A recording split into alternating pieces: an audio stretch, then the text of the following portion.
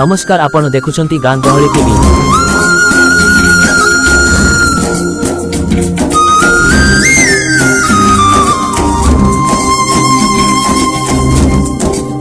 फुलबाणी साई मंदिर निकटरे police constable को नृशंस आक्रमण पथर माड़ और गोईठा वर्षा दिबालोकरे सर्वसम्मुखरे फुलबाणी साई मंदिर निकट बीच रास्तारे जने पुलिस कॉन्स्टेबल को दुई दुर्बृत्त अमानवीय भावे आक्रमण करिसंती। प्रत्यक्षदर्शींको कहिबा अनुसारे ड्यूटीरे थिबा समयरे कॉन्स्टेबलंको सह दुई युवकंको जुक्तितर्क होइथिला। हठात सेमाने पथररे कॉन्स्टेबलंको मुंडकु छेचिबा सह निधुम माड़ मारिथिले।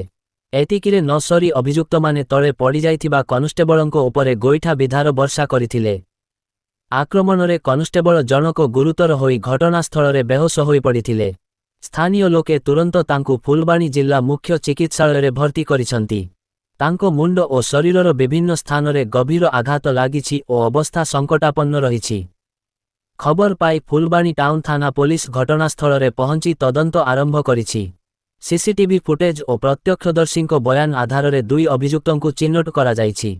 सेमानंकु गिरफ करिबा पाई स्वतंत्र टीम गठन करा जाइछि। दिन द्विप्रहररे जनगहली पूर्ण रास्तारे पुलिस उपरे एभली नृशंस आक्रमणकु नेई स्थानीय अंचलरे तीव्र प्रतिक्रिया प्रकाश पाइछि। अभियुक्तंकु तुरंत गिरफ करी दृष्टांतमूलक दंड देबाकु दाबी होइछि। सतरे आपणमाने एही दृश्य देखिला परे विचार करी कहिबे एही दुई जनंकु केउ भली दंड मिलिबा दरकार। आपना देखुछंती गां गहली टीवी आम अस्तरंग आमर गर्व। हां बोरा